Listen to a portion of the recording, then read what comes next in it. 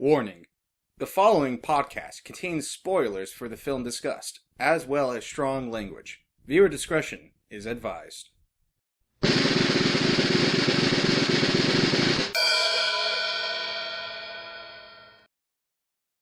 Hello, Internet.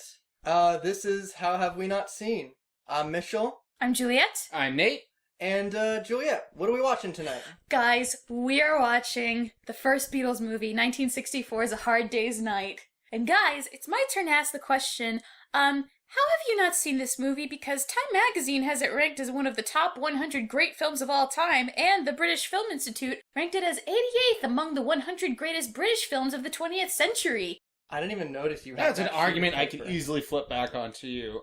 I mean, yeah. To be honest, I always imagined that musicians would not make good actors or film writers or anything related to film. Okay. We've seen multiple disastrous attempts for singers and musicians to hit the stage, and the only exception that I can think of in recent memory is, Lady Gaga for Star is Born. But yes. Overall, I'd argue, I think actors actually tend to have a better time going to musicians and vice versa. Especially if they used to work in musicals. Ice-T is still on SVU. He does a pretty good job. And LL Cool J is, he's on what, NCIS still? On CBS? Cool J is on NCIS? Yeah. Wasn't Busta Rhymes in that Halloween movie? And he, karate kicked Michael Myers in the face? Michael Myers, not Mike Myers. I don't remember. What the heck are you talking about? Yes, the worst movie of the Halloween franchise. Oh, actual Halloween franchise. Yes, I think Busta Rhymes karate kicked Michael Myers in the face. Ice Cube is a pretty good actor, in my opinion. Alright, Mitch, how have you not seen this movie? I've never heard of it. That's pretty much it. It's not like I'm not a big fan of the Beatles. I've heard some of their stuff, but I don't listen to them really. Okay. I like to listen to them, but, as I said, I just can't imagine they'd be good actors. I was kind of in the same boat as you when I first saw this movie. I was I want to say 14, 15 years old, and my parents took me to the cable car in Providence, R.I.P. I'm so sad that movie theater is not around anymore. But it was the film's 50th anniversary, I want to say, so we all went. And I remember watching this movie, and I was like, oh my god, they can act! They're funny! And I was just, the great thing about cable car was that they didn't have regular seats. They had overstuffed leather sofas to sit on. Each person got their own sofa. Oh. So I was just watching this movie, having just the most shocking, best time of my life. And it got to a point where I was my freshman year of college, when I would come home, I used to have what I called Beatles Friday, where I wouldn't do any homework. I would just watch Beatles movies and laugh my ass off because they're actually surprisingly good. This movie is surprisingly good in particular, at least in my opinion. We'll see what you guys think. I know my moms like to watch the Monkees? The Monkees TV show. The thing that our generation had that was similar to that was Big Time Rush. That was just basically the Monkees 2.0. Never saw it! Oh, I did. That was my boy band phase, but now I'm in the better music phase of my life. But I still have Big Time Rush. They have a soft spot in my heart. They're nice. Yeah. Alright, so guys, what do you think this movie is going to be like? I think you said it was a comedy, but apart from what you literally just said now, I have no idea. Okay. Was this before or after they discovered drugs? Before. They were doing drugs? Oh, hell yeah! They met Bob Dylan, and he introduced them to marijuana, and that was the gateway to everything else. There's a famous story about how, John Lennon and George Harrison were having dinner at their dentist's house in London, and they didn't know it, but their dentist put LSD in their coffee. Jesus Christ. So they were going, they were driving home, and, George Harrison was in the car. He was only doing about 10 miles per hour, but John Lennon said because they were on acid, it felt like 80. Then they went to, I guess this club, so they get in the elevator, and, there's a red light flashing for each floor. They thought the elevator was on fire. Then the elevator door opened, and they screamed like they'd never seen an elevator door open before. They got to the club, they sat at the table. John said that the table looked to him like 80 feet long. And then this guy came up to them and was like, hey, can I sit here? And John was so high, he went, only if you don't talk! Because he just, couldn't handle it. He was, having a sensory overload at that point. But yeah, this is when, pre-drug, they weren't, getting heavily immersed into it yet, but it was coming, so they were still keeping it clean for the most part. Alright, in that case, I'm expecting a more normal movie. More in line with, what the Monkees did for their TV show. Yeah, it's not Magical Mystery Tour. Why the hell did the dentist put LSD in their coffee? I don't know. I think Maybe a better question is why didn't he put LSD in the coffee? it was the 60s. It was weird. I don't know. What doctor puts LSD in a coffee? The guy who invented LSD? Did he? Oh, is that how he put it? Oh, wait, Is that yeah, how he wasn't gave it it like originally for like a government thing or something? I have no idea. All I know is the guy lived to be 108, and there was literally a thing where he got in a dispute with another doctor who said, there's no way like 25 micrograms could cause you to trip balls. So he sent him 25 micrograms of LSD, and then like a while later he got a letter back from the doctor saying, yeah, I changed my mind. 25 micrograms is enough to make you trip balls. Don't. This movie will not be a psychedelic trip. If anything, it's black and white and it's clean cut, and it's a really good time. All right, so we are going to take a brief break, and we are going to watch A Hard Day's Night with the Beatles. We'll see you guys in a few minutes. Bye! Wish us luck. And we are back! We have just finished watching A Hard Day's Night, and now it is my duty to ask, guys, what do you think of this movie now that you have finally watched it? It was better than I was expecting, that is for sure. I agree with that. Yes! Excellent. The Beatles are not the best actors in the world. Far from it. Well, but yeah. their natural charisma, combined with good writing and good direction, managed to make for an entertaining movie. Mitch, anything you want to add to that? I want to get more in depth later. Admittedly, it took a little bit for this movie to grow on me. I don't know what I was expecting. I think I was expecting more of like a traditional, well not traditional, but like stereotypical comedy, something that I'd see like nowadays, but that obviously isn't the case given the fact that A, it's the Beatles, and B, it was 1964, so it was gonna be different than what I was expecting, but once I kind of got what this movie was aiming for, I think it grew a little on me, because some of the dialogue at first, I wasn't too sure at first what to expect, and some of the dialogue kind of like didn't get to me personally in terms of like a comedic sense, but I thought it had some merit. Cool. Alright, well, shall I give you a few facts about this movie before we go character by character? Sure. Why not? Okay, so, A Hard Day's Night was filmed in 7 weeks with a budget of £200,000, which is the equivalent of $500,000 for the time, and the movie was produced over a period of 16 weeks. And the movie wasn't taken seriously because it was really film studios trying to milk Beatlemania while it lasted, and it was just mostly a vehicle to sell the soundtrack, also named A Hard Day's Night. And also, unlike most films, it was shot in sequential order across multiple locations in England. The screenplay was written by Alan Owen, a playwright who was chosen because, 1, the Beatles were familiar with his work, and 2, because he knew how to write Liverpudlian dialogue in a way that sounded realistic. So what he did was, he observed the Beatles during their tour in France so as to better write their style of talking. Other quotations were lifted from interviews such as Ringo's Mocker line and George Harrison calling his hair Arthur. The title of the film actually came from Ringo.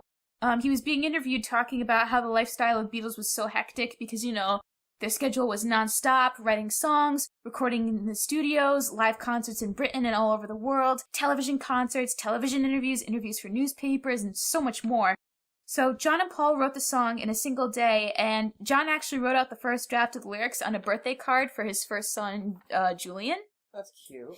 And when the soundtrack was released, Can't Buy Me Love was one of the most controversial songs of the film because people thought that buying love was a reference to prostitution. But really, when they were saying buy me love is like a Liverpudlian term of endearment, like my love or my dear. So Can't Buy Me Love soared number one on the charts in the US, and the next 4 spots were occupied by I Wanna Hold Your Hand, Please Please Me, She Loves You, and Twisted Shout. So they had 5 hit songs at the same time. And yeah, by 1971, the film had earned $11 million worldwide, and at that year's Academy Awards in 1964, it was nominated for 2, Best Screenplay and Best Score, and I believe George Martin won for Best Score. Alright, do you want to get into this character by character? I also have anecdotes about each Beatle and each character in the movie. Just to talk about some of that stuff, I'm quite surprised that, well, multiple things. One, the fact that the soundtrack came, like, when did the soundtrack officially get made? like for this movie? They made the movie first, and then they made the soundtrack for the movie. Like, the two were being made at the exact same time. That was surprising. I thought it was like, it was just a vehicle for a previously made soundtrack. It was a vehicle, but not one for that one that was previously made. It's like, hey, if we make a movie, and they sing in it, and we sell the soundtrack, our company's gonna make millions. Also, how many weeks did you say this was made in? The filming was 7 weeks, and it was produced over a period of 16 weeks in total, so including the 7 weeks that they were filming. That's really short. That's a really short amount of time. Well, again, Godzilla vs. Megalon was filmed in 3 weeks. What? Well, for this movie, it really showed that, like, they really underestimated the Beatles, so it was like they pretty much gave the director, Richard Lester, the short end of the stick, because, like, they didn't really care. They just wanted to make a buck, so it's like, all right, here's your budget, here's the amount of days we're giving you to film this. This was United Artists, by the way, who produced the movie. They were like, good effing luck. Bye. Go on your merry way. That sucks. Like, yeah. It's interesting that they filmed it. Okay, first, actually, so they thought that it wasn't going to do well because they were milking, air quotes for those who can't see, Beatlemania. I mean, they knew it was... How long was Beatlemania on at that point? Okay, I'm trying to get the chronology in my head. So the Beatles had been around since... Oh, man. They started doing, like, their club days in 59. They hit it big in 62 with Please, Please Me, and they broke up in 1971. So around the time the Beatles had been, like, big for about 2 years. So people thought, okay, well, this has, like, another year or two at the most. So it was kind of like, people are going to forget who they are in 48 hours. Let's cash in on this. Alright. Yeah. They broke up in 71? Yep.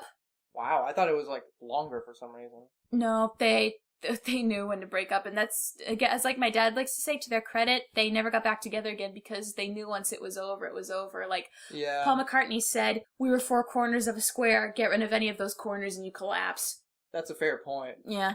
This was also in the U.S. as well, this film? I mean, it wasn't filmed in the U.S., but it had its own U.S. release, and actually, where was it? When the film was released in the United States, American producers wanted Richard Lester. They said to him, can you overdub the Beatles with mid-Atlantic American accents so American audiences can understand what they're saying? And Paul McCartney's response was, if we can understand a fucking cowboy talking Texan, they can understand us talking Liverpool. Admittedly, the Liverpool accent is very thick. Oh, yeah, very Understandable, muddy. Yeah. intelligible, but as thick as George Harrison's eyebrows. Those are some nice eyebrows. George is my favorite, but yep. Alright, do we want to go into this, Beatle by Beatle and character by character? I mean, yeah, sure. Alright, John's the first on Mitch's list, so let's start with John. The only anecdotes about John that I have for this movie was that, he was, a bit of a troublemaker on set. He was rude to the screenwriters, saying, oh, we shouldn't listen to any notes you give us because you're not really from Liverpool, but we are. He also liked to play havoc with continuity in the film by, insisting on wearing his own clothing, so he would wear his Lennon cap. And, during the scene where they're exiting the train and getting into the cars, if you look closely, you can instantly see that John is wearing a turtleneck instead of the suit and tie he had on when he was exiting the train. And they couldn't reshoot due to a tight schedule, so they had to keep it in the movie. But John eventually kind of calmed down and came to his senses when Richard Lester had a talk with him. And it made him realize, this guy was really dedicated to making this film a success, and he was just as serious as the Beatles producer George Martin was in the studio. So after that, John began to calm down. And another tidbit about this was John did another film directed by Richard Lester called How I Won the War. And the end of the movie is very chilling because it ends with John's character getting shot. And he looks in the camera and he says, I knew this would happen to me. You knew it would happen too. Which, if you think about how he died, was oddly foreboding. And I remember when I first saw this movie, when I left the movie theater with my mom, she kind of had this sad look on her face. And I was like, Mom, what's wrong? And she said, I can't ever watch the movie the same. And I was like, what do you mean? She's like, whenever I look at John, all I see is a man whose life is more than halfway over. And I was like, oh my God. Because he was like, I think, when the Beatles started, he was 23, so he would have been 25, and he died when he was 40, so yeah, his life was more than halfway over. In retrospect, yeah, he had no idea of knowing at that point. No. John, in this movie, you could tell, he was a prat. Yeah. He was a prat, big time. They were all kind of prats. Mm-mm. I mean... Ringo was the good They were a bit they seemed a bit like troublemakers. You can understand that these are boys that Yeah. We're drunk on fame, but holy fuck, like, even the character, like, you can see the real John Lennon bleeding through, and it ain't pretty. I mean, like, the fact that he's making an ass of himself in the bathtub. Like, I'm sure a lot of people found that funny and endearing, but knowing just how out of control this man was, there's more uncomfortable undertones. Yeah, it's like, if you look at interviews with the Beatles, it's like, George, Paul, and Ringo, they were being cheeky, for fun. Like, George described it for him as, like, a coping mechanism, because with all of the pressures for fame, it's like, we had to let it out some way, and the only way we could was to laugh. Besides, they're a bunch of city folk from Liverpool. Yeah, so for them, it was just having fun, but John, he had a really dark sense of humor, and with John, a lot of people didn't realize it, that wasn't really John playing. He was very bitter, angry. He was a guy who had a lot going on. Like, he mistreated both of his wives, he ignored his first son, and he was dealing with all this psychological shit. Like, his mom got hit by a car, his dad abandoned him. He was just like, at one point, when he was still married to Yoko, he went to a therapist for what was known then as primal scream therapy. What the hell is primal scream therapy? They let you scream. It's what it sounds like, yeah. And he was just like, at that time, like, he'd been addicted to heroin, and he wrote a song about it called Cold Turkey. His life, if you ever get a chance to read his biography by Philip Norman, it just shows you what a roller coaster this dude was riding on up until the day he died. Like, the only time he kind of, like, calmed down and settled down was actually, like, a couple years before he died, because when he was, like, 38, 39 years old, in his late 30s, he kind of had this realization, like, I'm getting older, I have another kid, I can't keep acting like I'm 20 anymore. I've got responsibilities now and a family to take care of. So he tried to, like, dial it down. He was very much there for his second son, Sean, in a way that he hadn't been before for Julian. But, like, in his later life, he kept very much quiet and to himself, and he was kind of like a hermit living in his apartment for a while. Mistreating is a funny way of putting beats viciously. And no, he was abusive. He was abusive. Yeah. Yeah, like... And he was also cheating, and he was very, very, what's the word I'm looking for? Shitbag? Well, specifically for cheating, like, he was very much engaged in infidelity.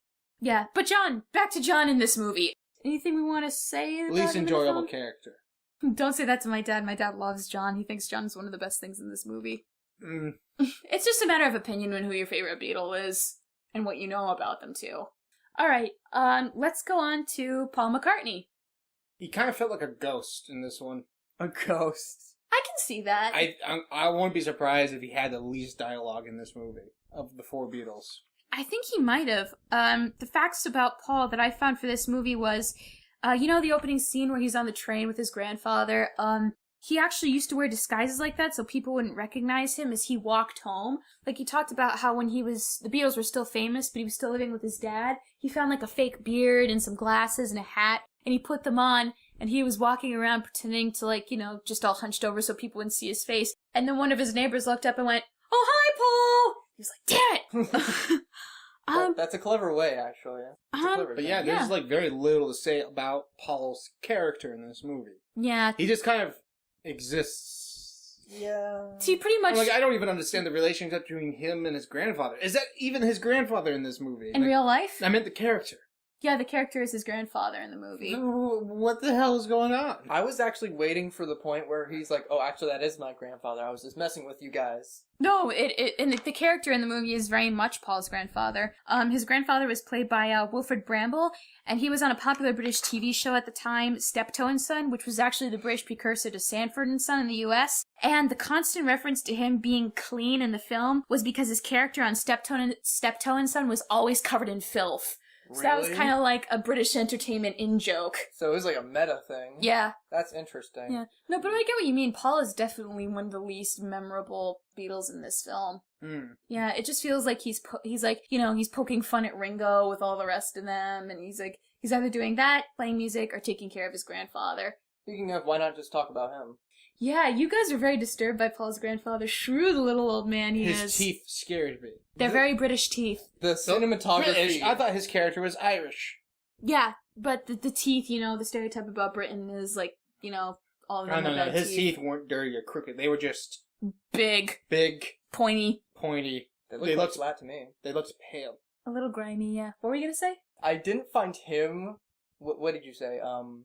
Disturbing? Disturbing, yeah. I just found the cinematography work. It almost reminded me of, like, some sort of, like, horror film. It almost reminded me of, like, the zoom-ins from Psycho, for some reason. Like, the slow zoom-in specifically during that tea scene where he's talking to Ringo one-on-one. Like, that was both comical and almost horrifying for no reason. Did you have any favorite comical moments with Paul's grandfather? Oh my god, he was a riot. He was hilarious. Of course, naturally, the magician bit. That was something. With the 9 doves, my god. 10 at first, and then... Now it's 9. Yeah. And then the feathers fall out of the boat and he's like...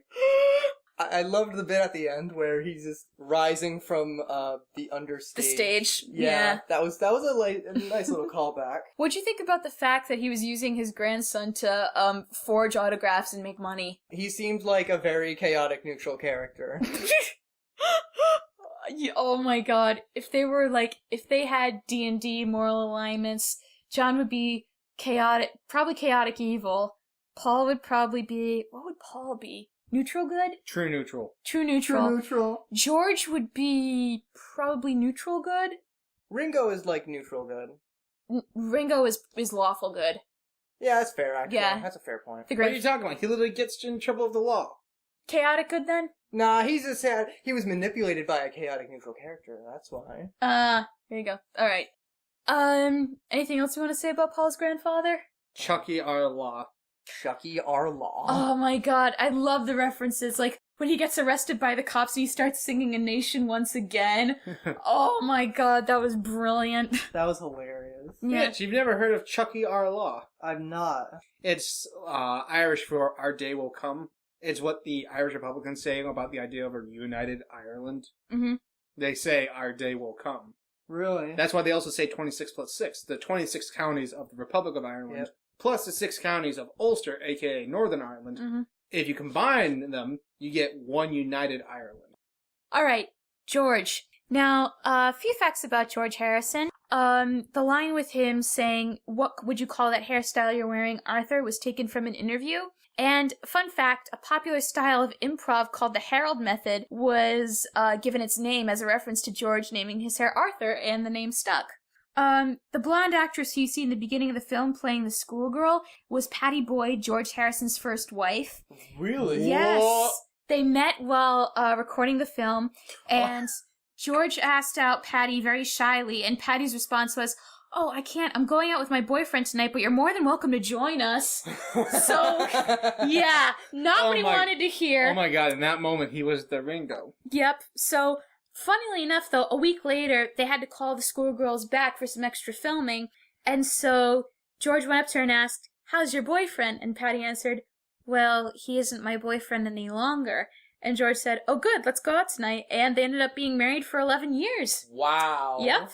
And also the line where George says, "I wouldn't be caught dead in them," referring to the shirts they're dead grotty, that was a term created by the screenwriter, and it's now in Urban Dictionary. But people thought that George himself had invented that word, so fans would come up to him in the street asking him to recreate that line, and he would cringe every time. And also, the opening scene where George falls, that wasn't scripted. Really? Yup, he just fell, and they decided to keep the cameras rolling. I had a feeling.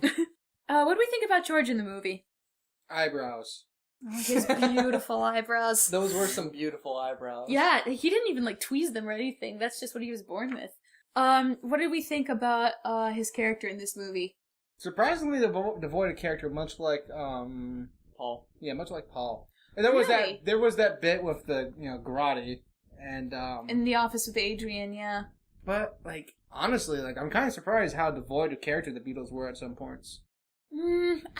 I would disagree. I think it's because they already had these on-stage personas, and these personas that they had whenever they would meet with the press with, their funny one-liners and stuff. Maybe the screenwriter felt the Beatles already are the Beatles, I don't really have to give them all that much. He pretty much wrote what he heard them say, so it's not like this was fully fleshed out. Plus, they did have a very short production time. Yeah. No, this actually, kind of reminded me of the criticism I have for the film, but we can get to that a bit later. Okay. Mitch, anything about George?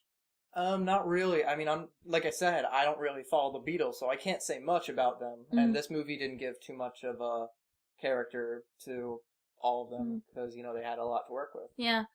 Also, oddly enough, George was, Richard Lester said that George was the easiest for him to work with, and he said he was the one who he could see being an actor because, like, he was, like, the most quiet on set, he was the most mature, like, he was the one who understood, this is a film, this is gonna help us make money, we have to take this seriously. Really not lawful good Ringo. Nope. But, let's talk about lawful good Ringo. So he got a lot of praise in the scene where, like, he's wandering around parading, and people were like, wow, he's really somber. His sad acting is really good. But in truth, in those scenes where he was walking around alone, he was drunk for all those days of filming. Are you serious? He was wasted. Like, was that intentional? Or? No, he was just drunk. That's not healthy. How many days did that scene take? I don't think it was days, but it was probably that day they were filming the scene. The scenes that they ended up putting in the movie, he was drunk when they were filming those. What, including the one with the kid? I don't think the one with the kid. I just think the one where it's like he, when he leaves the restaurant all mad and he, like, kicks a rock or throws something at somebody. He missed, like, twice. No, you're thinking of the different one with the one in the water. Oh, yeah. Yeah. What did you guys think about Ringo in this movie? Because he is pretty much, I would argue, he's like the protagonist of this movie, the primary character. Yeah, it's kind of weird how at the same time he's the resident butt monkey. Yeah. And at the same time, like, this dude is the only one with anything even resembling a character arc. Yeah. And that is the criticism that I wanted to get into. That they focused on one? No. Oh. The issue at hand, I feel, is that this movie doesn't really have a really well-structured, cohesive plot, and does not have proper character development. That's the thing. I think that's why it's so hard to come up with stuff to describe these guys. Their development was as flat as week-old soda. Well, you don't have to have, like, dynamic characters. You can have but when they're the characters. protagonists, they have to be dynamic. I feel like you could argue that they could be static, but I feel like... Static is best saved for background characters, or one of them stays static as a way to really contrast their new selves with their old selves. But, like, my God, there's no character development in this. I know that they're just basically playing themselves, but if you're making a movie, and you're playing fictionalized versions of yourselves, at least give yourself minor character development. Something that you might see in, like, like a TV show episode where the character development, nothing huge, nothing serious, but even a little bit of character development would have improved this immensely. See, the thing was, though, they probably would have given it character development if the studio treated it as a legitimate film. But they didn't see it that way. They just wanted to make money. And if they had seen this as a legitimate film, then yeah, they probably would have given them the character development, that you wanted. But giving them, like, that the character development is really reliant on the screenwriter. That Alan guy, Alan with a U. Honestly, who puts a freaking U? A British guy. This is why they lost the Empire. No, this movie's not why they lost the Empire. No, Alan's name is the reason why they lost the Empire. Specifically him. Like, just the fact that they put a U in Alan. I feel like sometimes, like, static characters could be fine, but I feel like the lack of a really cohesive plot is what really was the worst about this movie. Yeah, it's like, if you go on Wikipedia and you look up, like, what the plot of this summary is, all it says is, this film is 32 hours in the lives of the Beatles. That's it. That's not even a plot, that's just a story description. Yeah, I feel like, if this movie had been kind of going for, like, I know mockumentaries weren't really around at the time, but if it had been going for the mockumentary angle, it probably would have worked. But they weren't. I think it was just like, oh, let's make a movie. What are we gonna make it about? I don't know, how about we just pretend we're following the Beatles around for a day and a half? Okay. I mean, like, even Ringo, who gets the most narrative focus, like, towards the end is when you really get anything resembling a plot. The whole, hey, Ringo's lost, we need to go find him kind of. Like, they should have made more of that. This entire movie was really just the Beatles, like, causing mayhem. Yeah, it was just a romp through their life. Like, literally. And, like Ringo, he gets the most narrative focus, and even then, his character development is zilch. He doesn't learn anything from his experience. No. It would have been something if at the end of this movie he said, guys, I'm not going to tolerate you giving me the short end of the stick. Yeah. But he doesn't. He's just like, I think he's like, oh, well, the grandfather kind of pulled the wool over my eyes, so whatever. But it's always funny. It's like Ringo has always been like, while he's been the butt of many jokes, Ringo was kind of the one that all of them united around. Like, there was one day where it was like things were getting so bad in the studio. This was later on where Ringo decided, you know what, I've had enough of you guys fighting. I quit. And then basically what happened, they realized, all right, if Ringo's left, we need to get our shit together. So what happened was, George was the only one that went over and talked to him because the two of them were best friends. And when Ringo got back to the studio, he found that George had decorated his drum kit with dozens and dozens of red roses to say welcome back. And That's cute. and he never forgot that for as long as he lived. Like, they were best friends until the day George died. They even shared an apartment together. They were really close. That's nice, actually. Yeah, in comparison to the nasty shit with John Lennon, George and Ringo's friendship is a lot more heartwarming. Do you want to hear a really cute, sad story?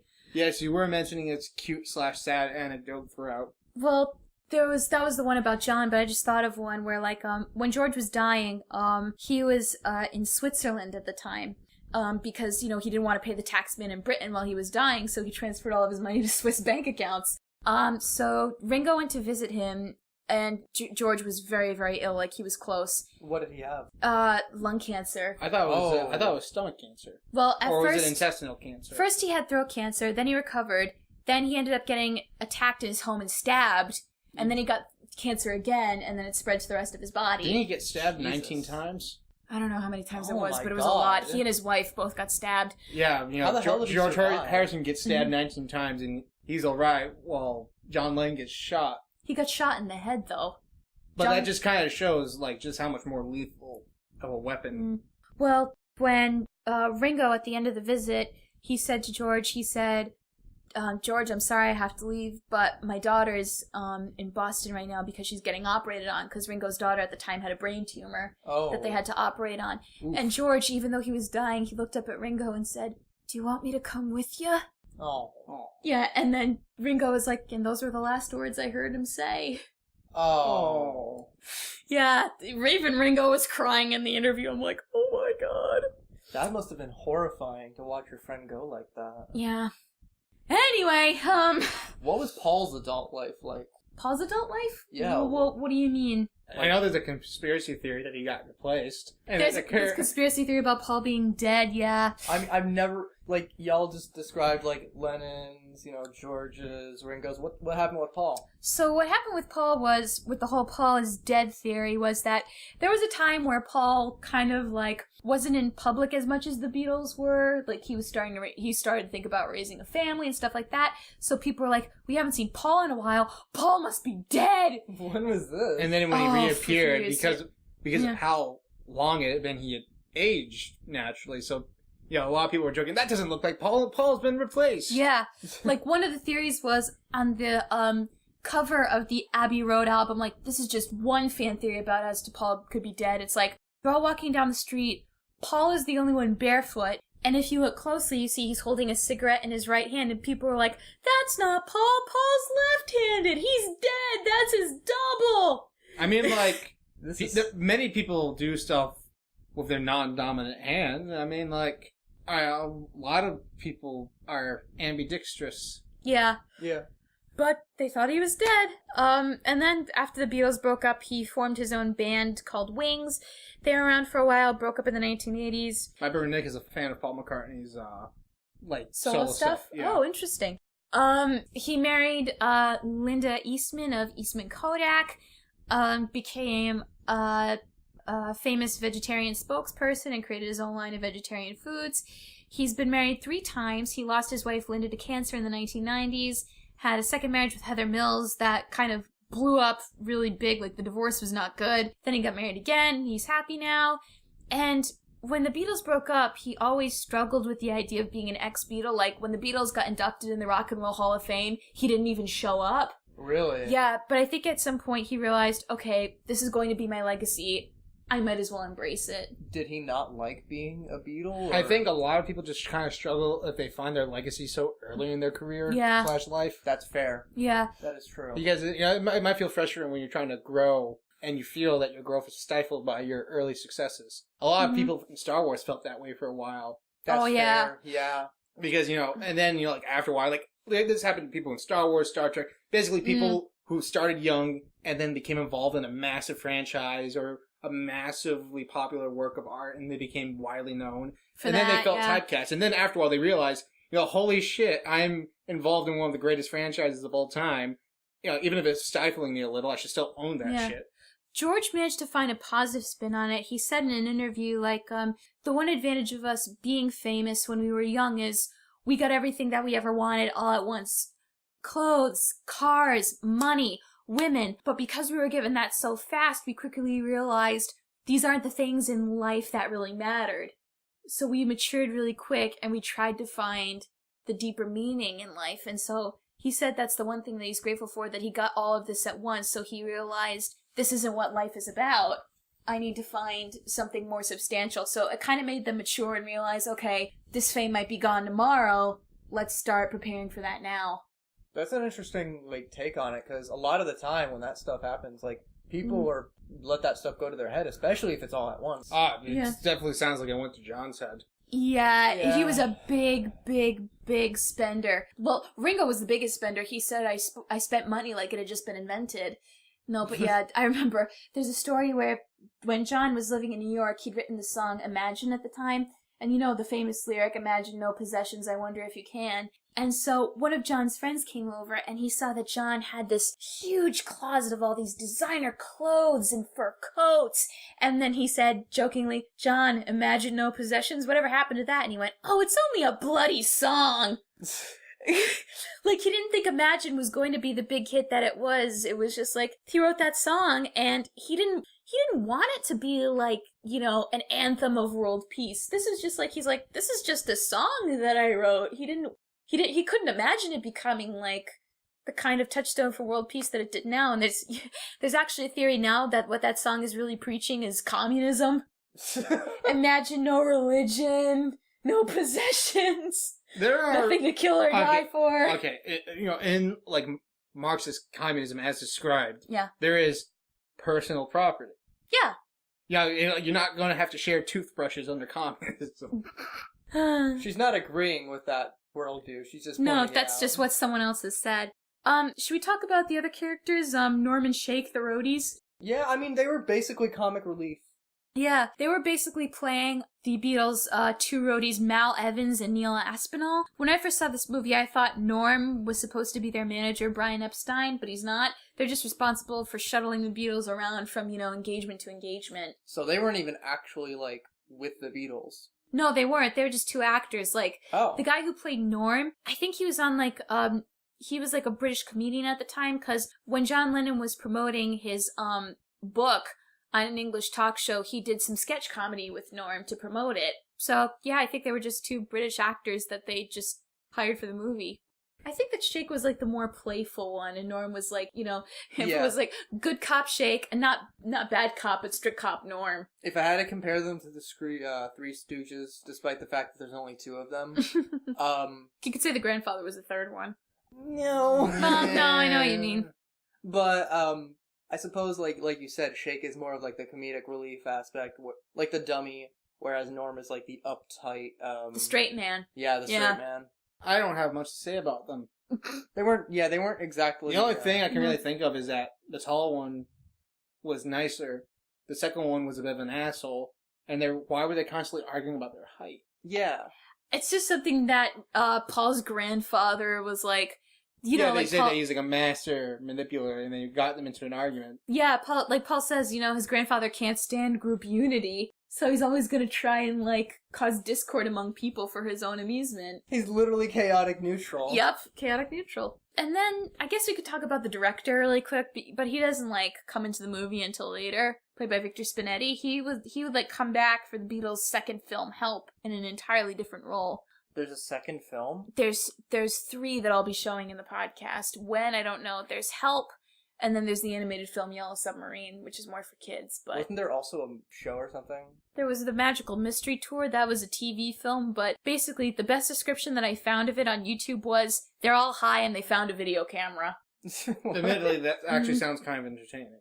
That it's does. Not. It got deadpanned. It aired on Christmas time on the BBC, and it was just I'm getting Star Wars holiday special flashbacks. Oh my god. Basically, that was the British equivalent of the Star Wars holiday special.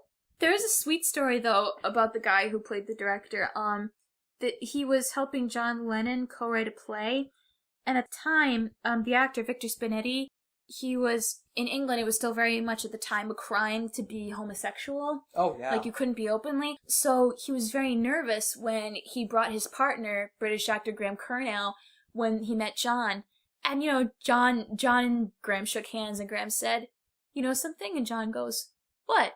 And Graham said, "I bet you have the most beautiful eyes in the world, but we can't see them because of those thick fucking glasses." And John took his glasses off and he kissed Graham on the forehead. Victor was like, "I'll always be oddly touched by that because it was just very sweet of him to do." Like, he didn't know how John would react to meeting his boyfriend. He's like, the fact that he chose to be sweet to him, it meant the world to me at the time. Now, if only John acted that sweetly around his family. His wives, yeah. That's something I actually want to touch upon. Yeah. Let's just say we all agree on this. John Lennon was very abusive towards both of his wives and his first son. Yeah. We all agree on that. And his second son, too. Least a little awful, bit. like, most awful Beatle. Yeah, obviously. By far. Yep. We're not even going to dispute that. It's like, no. He was a dick to them. Turns out the real Ringo was John all along. Huh? What? You know how Ringo's considered like the, quote unquote, the worst Beatle because they always make fun of him? Turns out the real Ringo was John. No. I've never heard of that. No. Sorry, honey. Mm-mm. Okay, fine.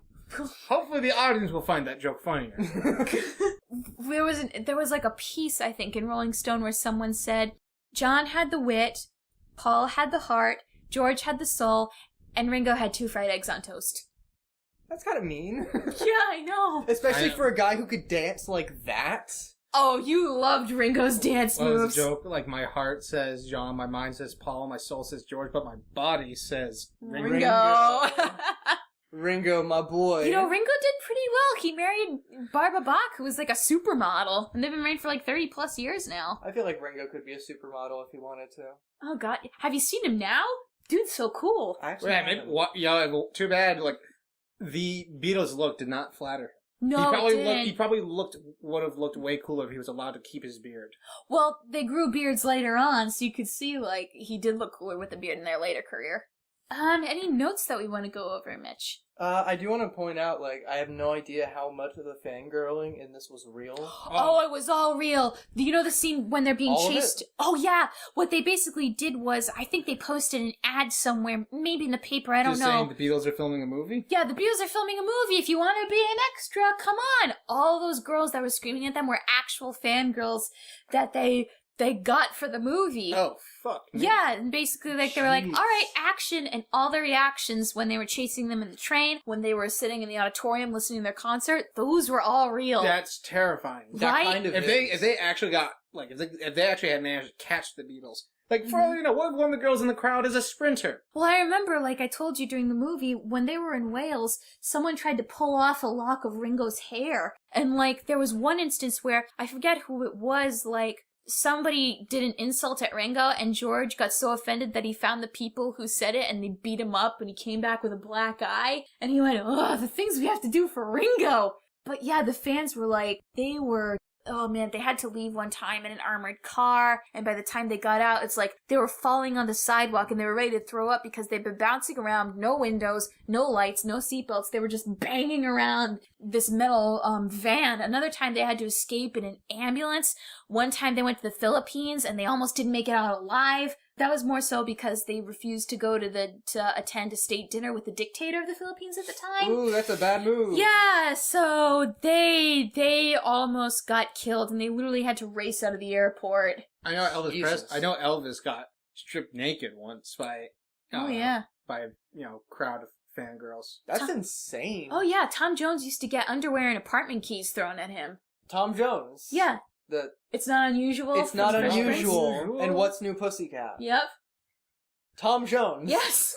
Hey, in Britain, you know. He was British? Yes. Yeah. He's Welsh. He's Welsh? Yes. Did you think he was American? I didn't know what he was. No, if they really wanted to woo Tom Jones, they would have to throw sheep. Because the Welsh with their sheep? Yeah. Oh. No, you never heard the stereotype of Welsh being sheep shaggers? No. I just thought that was country people. If Welsh are country people. If we offended any of our Welsh listeners, we're very sorry. Yeah, if we get angry comments that consist of nothing but W's, L's, G's, and F's. And Y's, yeah. And Y's, yeah. No. We know they must be angry Welsh. Have you seen the name for the longest village, city in the world? yeah. I don't know how to say it. Don't even try. Yeah. But, I know it ends in go go go, but that's it. I know that, We're showing our American here. Yes, very much. I thought it was interesting that this movie was filmed in sequential order. I know E.T. Yeah. the Extraterrestrial was also filmed in sequential order. Oh, really? Did Spielberg ever say why? So that by the end, the kids would have a genuine emotional connection. Oh, that makes sense. Okay. I think they did it just because, limited time. I have no idea, like, how often films are filmed in sequential order. Like, Not that often. I know it's not often. that often, yeah. Sometimes the last scene is filmed first. That's true. Mm-hmm. That's very true, especially if, like, a character's, like, hair or clothes are changed Mm-hmm. for, like, any reason. One thing I do want to talk about is how a lot of the comedy of this film is mostly dialogue, but there was some visual comedy in this, in terms of, like, acting as well. The one that comes to mind for me for visual comedy is, like, when the Beatles are all, like, leaping from these great heights, and then Ringo just, like, hops in the grass. Yeah, I thought they were going to, like, jump into a pool or something. Nope, I think they were just, like, jumping, because they could. What were some moments of physical comedy for you? Like I mentioned, the grandpa rising out of the understage. I liked the bit when... What do you think about the tub? The tub thing was okay, There but... were some odd scenes, like the tub one, or the one where they're riding the bike alongside the train 1 second, and then... Hey, mister, can we have our ball back? That was funny. My favorite scene by that felt far. that felt honestly like something more out of a modern comedy movie. It did, almost. yeah. It was very farcical, yeah. My favorite part by far, though, was when the grandpa was at the casino and he just pretends to be a waiter to grab more poker chips. Like, that was very cunning. Oh, he's super crafty throughout this movie, yeah. And like, Nate, you were saying earlier, your favorite bit was with the doves. Crafty man. Oh, man. I don't know. My favorite part when I saw this one made Nate bummed out. When I was a kid, my favorite part was when John went up to the dresser with the measuring tape and went, I now declare this bridge open. Cut it with the scissors. What an ass. Yeah. Dude. That's a good pair of, You're like, denigrating this poor guy who's just trying to make sure that you look good for your fucking TV show. That was their actual dresser, too. Wow, in real really? life. Oh, yeah. They were the only ones who, their costumes were made by the normal people who made their suits. The woman who made the costumes for the rest of this movie, her big career was she made all the costumes for the James Bond franchise in its early days. Really? Oh yeah, she won an Academy Award for a couple of those costumes. Yeah, there's a lot of people in this movie who were like worked on the James Bond series. I think she was just one of them. Really? Yeah. To be fair, the James Bond series was like one of the biggest film series, especially in England. Oh, yeah. Oh yeah. You gotta hand it to the Broccoli family, like, they have secured the rights to those movies for so long, they're not gonna let anyone else touch it. And for good reason. A family owns the rights to that? Yeah. I had no idea. Yeah. Interesting. The more you know. Another point I wrote down here is, like, some of the parts were hard to follow, and that's due to the fact that this thing didn't really have too much of a cohesive plot. Which part? Lack of cohesion plus Liverpool accent. I had no trouble with that. Plus the fact neither, I'm that used to that at a distance they all look the fucking same. It's their hair, like, Exactly. the Beatles' mop top was such, like, an iconic look that they kind of had to keep it for, like, a long while. Yeah, I Yeah. imagine. Yeah. I know that feeling. Like, when you're, like, you have such an iconic look that you almost have to keep it. Plus, the reason Brian Epstein wanted them to wear suits all the time was he thought that would be, like, at the time there was a stereotype of, like, ooh, rock and roll's from the devil and it's evil. He thought that if they wore the suits, they'd be more appealing to parents. So they'd be more okay with letting their kids buy the records. That's the reason? Yeah, which at first was something the Beatles didn't want to do at all, but eventually John said, hey, if wearing suits can help us be more successful, then screw it, I'm wearing a suit. Up until then, it had just been leather jackets and, like, the teddy boy, and I kid you not, the duck's arse haircut. The what? Duck's arse. Yeah, duck's ass. When the hair kind of juts out a little bit. Like a ducktail. That's what it's called, a duck's arse? My brother Nick sometimes has it. Oh, yeah. I remember there was in a memoir written by Homer Hickam Jr. Rocket Boys, the book that became the inspiration for the movie October Sky. Never You heard guys haven't seen October Sky? No. It's going on the list. I thought you guys saw it in school with No. me. No. I've never heard of it. I'm not in the same grade as you. Neither am I, actually. God damn it. What was this for? Whose class? Oh, it was just for, like, history class. Not history class. I think it was literally just one of those random movies you watch when you don't have anything to do. It was about the 4 kids in the 50s who built, like, rockets. I've never No, heard of it. no, I've never during heard the of craze, during the craze created by Sputnik. Well, anyway, like, in the book, in the memoirs, he mentions that one of his friends was named D.A., aka Duck's Ass, because of the haircut. That sounds like alfalfa joke to me. A what? An alfalfa joke. You know, like from Little Rascals. What's Little Rascals? Oh, it's this very old show. Well, not very old, but it's this pretty old show about the adventures of like little kids and whatnot. It turned into a movie. Okay. Yeah, it's not bad. Have you seen the Little Rascals, Juliet? No, but I've heard of it. It's a cute film. I might actually put that on the list. Alright. One last thing I did want to mention is, you know, with talking about John Lennon and all of the shit that he's done over his life, you know, I didn't have an issue with this movie, but some people might have an issue with separating the artist from their art and whatnot. Yeah, that I can get. What is your guys' opinions on that? I think a point we must consider is, are they still profiting off of it if you watch or consume media featuring them, or created by them? You know, oftentimes it's a lot easier to enjoy something made by an awful person if the said awful person is dead, because you can enjoy it without him benefiting from it. But it can still get complex. Yeah. Some truly shitty people are capable of some truly amazing art. Like, you know, Richard Wagner, who created the big Ring Cycle opera, where you hear such classics as Ride of the Valkyries, was a raging anti-Semite. Oh, Yeah. yeah. And a certain angry Austrian was quite fond of his music. Hitler. Yeah. Yeah. Juliet, what's your thoughts on it?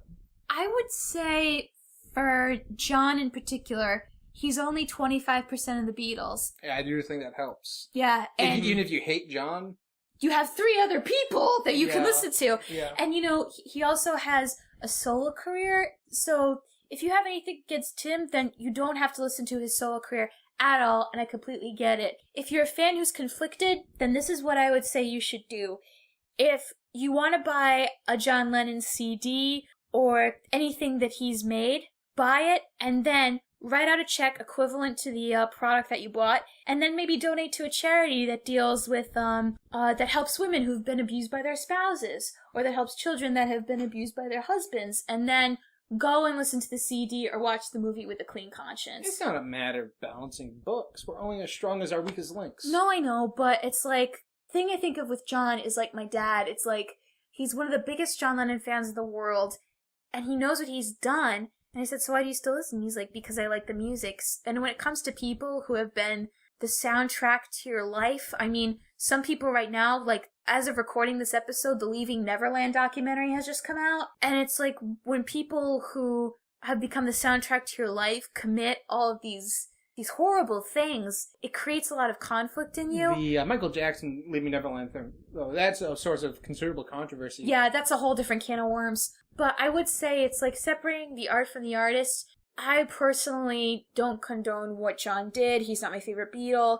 It creates a lot of conflict in people, and that's really up to them what they want to do with it. That's just me. How about you? My opinion. I mean, I'm basically there with Nate, and the fact that John Lennon is dead at this point, I don't have too much of an issue with it because, like Nate said, he's not profiting from it. Oh my god, if he'd been alive now, can you imagine him on social media? He would be in trouble for spewing so much stuff on Twitter every single day. God damn it. Him on Twitter, I can't picture it. Yeah, and like, I mean, I personally can't separate an artist from their art. You know, if the artist is a jerk, that's not going to stop me much. Like, if they're, you know, like a General Pratt, that's not too bad. But if it's someone like, you know, John Lennon or CeeLo Green or someone who's done awful CeeLo things. Green. Yeah, I hate... Crazy used to be one of my favorite fucking I agree. It was so good, but then what happened with him came out. I'm like, I can't listen to this anymore. Or like, you remember like when we found out what was happening between Chris Brown and Rihanna? Oh my god. Oh, when that whole thing went down, that was just horrible. What are you like, talking about? Chris Brown's music is shit. No, I know, but like even if I heard it on the radio, I didn't like it, but I'd be like, nope, switching the station. Yeah. I don't want anyone to give him airtime. I don't even want to be involved. He's profiting from that kind I of know. Exactly. That's the real thing, too. Like, it broke my heart when I found out that the guy who wrote Ender's Game is a raging homophobe. Really? Yeah. Yeah, he's a complete prat. And don't even get me started on, like, Stanley Kubrick. Oh my god. Oh god. The way he treated Shelley Duvall in The Shining was horrible. god-awful. Yeah. It was horrible. Hitchcock too. He considered actors cattle. I would say that Hitchcock was far, far, far worse than Kubrick. I mean, he basically, like, at least Kubrick, he mentally damaged Shelley as far as I could tell. Like, I remember seeing this, like, interview with her on Dr. Phil where she was obviously not well mentally. And I'm not a big fan of Dr. Phil, but he seemed like a dick for interviewing her the way he did. Because he obviously didn't really care about her. Dr. Phil is human garbage. He seemed like a... You know, back to John, though, really quickly, I remember when he died, like, a few years later, they did an interview with George, and she said to him, what was your reaction when he died? And he said, it's like losing anyone you've been close to for all these years. It's like losing your parents, losing your best friend. And she looked at him and said, well, he was no angel. And he went, he wasn't, but he was as well.